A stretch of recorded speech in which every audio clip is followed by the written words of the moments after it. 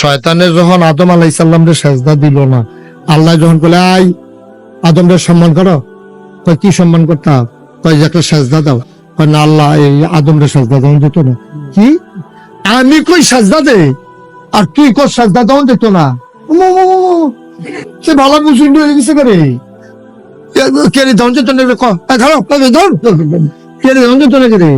আল্লাহ আপনি আমারে বানাইছেন কি দিয়া, কয় আগুন দিয়া।